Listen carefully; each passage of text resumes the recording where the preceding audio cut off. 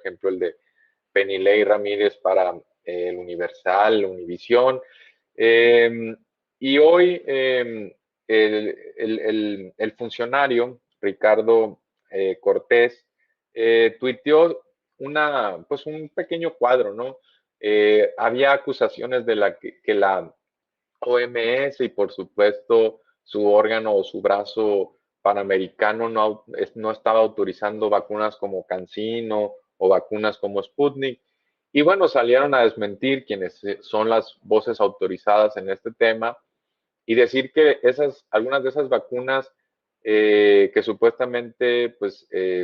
están reconocidas por la Organización Mundial de la Salud, pues a decir que es falso, ¿no? Que haya ciertas prerrogativas del organismo multilateral para hacerlo, ¿no? Esa información, por ejemplo, dice el doctor Héctor Frisby, que es información falsa y dañina para la pandemia, ¿no? Y ese mismo tuit lo retoma Ricardo Cortés Alcalá para decir que la OPS-OMS, el brazo panamericano de la OMS, no autoriza vacunas, ¿no? Agregando que la infodemia es impresionante y que hay gente que le gusta inventar noticias. El cuadro que tuiteaba el doctor, pues tiene que ver con algunos de las variantes chinas, de los laboratorios chinos, las farmacéuticas, y bueno, ahí más abajo venían algunos de los porcentajes de efectividad, el número, la cantidad de producción, el número de dosis que han logrado producir algunos de estos laboratorios. Y bueno, pues reiterar que ante la escasez de medicamentos o de vacunas, pues cualquiera de estas vacunas tiene una efectividad específicamente para casos graves y hospitalizaciones y funciones pues, bastante buenas, ¿no? Por supuesto, es una decisión personal el recurrir a estas vacunas, pero pues muchos médicos salieron pues a reiterar que si uno puede acceder a ellas, pues hay que hacerlo, ¿no? Incluso si hay nuevas variantes donde quizá la efectividad de estas vacunas puede estar variando y no ser perfecta, pero es mejor básicamente, mucho mejor diría yo, pues vacunarse a no vacunarse, ¿no? Entonces hay que ser un poquito más responsables. Y en esa línea, también en el siguiente objeto, en la siguiente cuadrito, vamos a ver un reportaje también que hoy publicó el periódico The Guardian, es una nota periodística, donde habla de todas las complicaciones que enfrentó la vacuna AstraZeneca y Oxford, pues para primero para salir, ¿no? Y después para ser aceptada por el público. Hemos visto que muchos países, especialmente en Europa, pues rechazaron esta vacuna y prefirieron acudir a otras farmacéuticas ante la duda que existía sobre su efectividad en ciertos grupos poblacionales o sobre los efectos colaterales que tuvo, pues se aplicaron millones de vacunas y hubo algunos casos que supuestamente correspondían a esta vacuna, aunque realmente nunca estuvo 100% comprobado. Y bueno, hace una reflexión la editora de salud del diario The Guardian, pues repasando cuál fue la ruta para llegar a esta vacuna y cuáles son quizá algunos errores que también tuvo, por supuesto, Oxford y que tuvo AstraZeneca. Por ejemplo, esta vacuna fue desarrollada, dice la editora de salud, pues con un afán muy bueno, ¿no? De hacerla de bajo costo, manejable para prácticamente cualquier país, lograr una escala muy grande y de forma muy rápida. Entonces eso pudo haber hecho que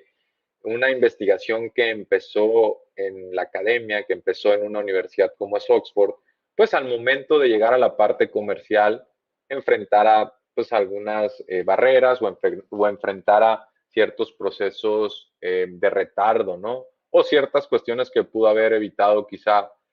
una farmacéutica un poquito más experimentada. Ahora, ellos buscaron a Merck, que es el distribuidor alemán, originalmente para entablar esta asociación, esta sinergia, y Merck pues decidieron no transitar con ellos porque pues al ser alemanes tenían temor de que quizá no quisieran venderle o enviar el producto a al Reino Unido, ¿no? Entonces recurrieron a AstraZeneca, que daba la casualidad que aunque pues sí es una farmacéutica, no está especializada o ya incluso ya no tenía un brazo de vacunas, ¿no? De vacunación. Entonces eso, por supuesto, también causó cierto impacto, lo cual no quiere decir que la vacuna no sea efectiva, ¿no? Viene de una investigación robusta, de, por supuesto, de muchos ensayos, pero esto también pudo haber afectado, por ejemplo, cómo comunicaron o cómo, digamos, sometieron a consideración de las autoridades regulatorias en cada uno de los países, pues, y además cómo atendieron la demanda que les venía llegando de muchas naciones y cómo fueron escalando la producción. Seguramente tuvo impacto el hecho de que, pues, quizá no tuvieran la experiencia de una farmacéutica consolidada en cuestiones de vacunación, lo cual, pues, no está ligado o no está directamente ligado a la efectividad per se de la vacuna, ¿no? Eso ya es un tema secundario. Y luego la editora también pasa a decir que incluso recibieron pues publicidad negativa de enemigos, ¿no? De enemigos me refiero a farmacéuticas que estaban compitiendo por la distribución. Entonces, a fin de cuentas, esto que hemos visto con AstraZeneca también lo hemos visto en otros países con CanSino, en el caso de China, con la misma Sputnik, donde en Argentina en particular se gestó una campaña particularmente de sectores ligados a la derecha políticamente, contra una vacuna pues, que ellos consideraban no había cumplido los estándares regulatorios y como venía de un país con cierto estigma, pues decían esta vacuna no es segura, ¿no? Entonces el grado también de confianza, de aceptación de la población se ve vulnerada por estos ataques mediáticos y en algunos casos podría favorecer a intereses corporativos, ¿no? De algunas de las farmacéuticas que finalmente quieren asegurar contratos con algunos de los países o también ante la alta demanda por algunos de sus productos, pues eso les daría mayor poder de negociación frente a los propios países a tal punto de que pueden subir sus precios y pues lograr, por supuesto, mejores términos para las utilidades de esa propia empresa. Esos son algunos de los problemas que nos enfrentamos cuando otorgamos a las farmacéuticas pues el atractivo de resolver esta pandemia o la vacunación pues a través estrictamente del lucro, ¿no? Entonces el mercado pues sí se encarga de hacer cierta asignación, pero además la asignación es un poco injusta en el sentido de que al subir los precios pues los países que pueden acceder a esos precios son los primeros que van a obtener las vacunas, los que pueden negociar por ejemplo a gran escala, que piden grandes paquetes, pues ellos van a ser los primeros atendidos. ¿Y qué es lo que sucede? Que entonces tenemos ciudadanos de primera y de segunda a nivel mundial, o de tercera o cuarta, en el caso de África, donde tienen que hacer una fila tremenda y hasta que ya prácticamente se hayan vacunado todos los residentes de los países desarrollados, pues entonces ya poco a poco van a ir empezando a vacunar a los pobladores africanos, incluso aunque estén entre los médicos vulnerables de primera línea, como también se les ha llamado, o en la población de tercera edad, ¿no? Que sea aquí en África o sea en América o en Europa, pues sigue siendo población de tercera edad expuesta y finalmente con comorbilidades que puede hacer a esa persona pues muy propensa a una vez que adquiere la enfermedad, pues ser muy vulnerable y elevar sus probabilidades de función, ¿no? Entonces, ese tipo de cuestiones éticas, morales, ese tipo de orden internacional es lo que pues tendríamos que analizar, cuestionar si realmente está siendo eficaz la forma en que estamos distribuyendo las vacunas, si el mecanismo COVAX falló, funcionó, por qué no funcionó, porque los países desarrollados empezaron a competir con el mismo mecanismo COVAX a tal punto que pues sí, probablemente había un fondo, pero ese fondo pues no, tenía que esperar a que los cientos de miles o cientos de millones de dosis de los países desarrollados fueran llenadas para entonces el mecanismo COVAX asegurarse la provisión que pudiera a su vez enviar vacunas al tercer mundo, ¿no? También la cuestión, por supuesto, de las patentes, que fuimos muy lentos en entrar al debate, fuimos muy lentos en liberar esas patentes o hasta el momento no se ha hecho de forma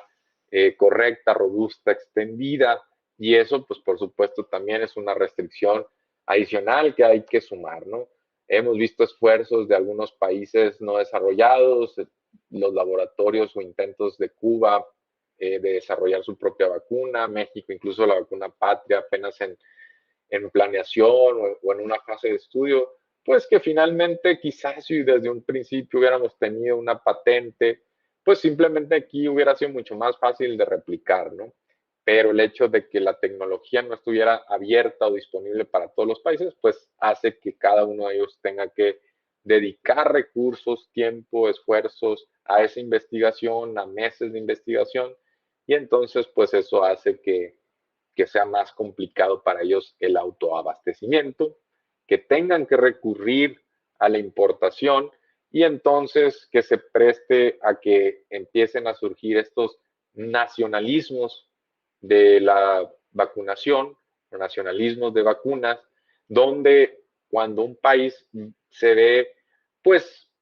amenazado de tener garantizado el suministro de una vacuna, pues puede recurrir a cerrar, por ejemplo, la exportación a otros países, a entrar en una guerra de difamación contra otras de las vacunas, a no aceptar esa vacuna para pues también estigmatizarla a nivel internacional un poco y que entonces pues un incentivo perverso, ellos y sus farmacéuticas pues tengan mayor demanda, ¿no? Son cosas que vemos en la práctica, ¿no? Que no se quedan como teóricas, ¿no? Sino que las podemos palpar y podemos ver, intuir y ver algunos de estos efectos a nivel internacional. Entonces hay que ser críticos con el orden internacional, con la prensa, por supuesto, que se ha prestado a difamar algunas de estas vacunas, su efectividad, causando estigmas o rechazo en la población y, por supuesto, el hecho de que le agreguemos complicaciones a un escenario de por sí difícil e incierto, contribuye a que nos sea más difícil salir de él.